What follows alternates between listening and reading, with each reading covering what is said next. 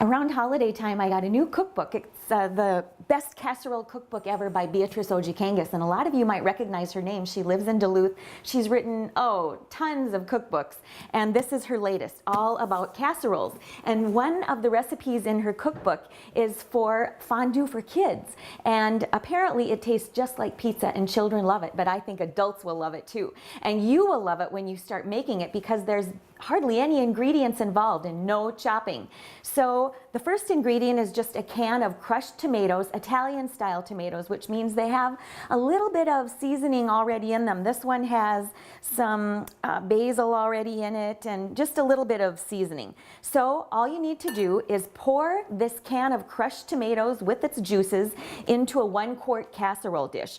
Sprinkle in a teaspoon of dried oregano, and I always like to pinch my dried herbs as I'm adding them to my dish because it releases some of those flavorful oils that are in the dried herbs. So I'll just sprinkle those in there. Mix it up. I have my oven preheated to 350 degrees. Now I've had a dish of this tomato sauce bubbling away in the oven. It's been in for about an hour, and you can see it's just really bubbly around the edges and very, very hot. I've got 3 cups of shredded cheddar cheese measured out, and I'm going to add that very gradually, just in small batches. Stir it until it melts.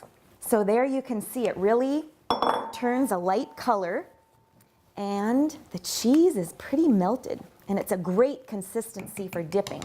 So I'm going to move it over to my wooden tray here where I've got my bread chunks, and children love using these long, slender fondue forks. So if you have some, children will enjoy using these, but make sure every piece of bread has some crust on it. That'll hold it together when you're dipping it into the fondue sauce.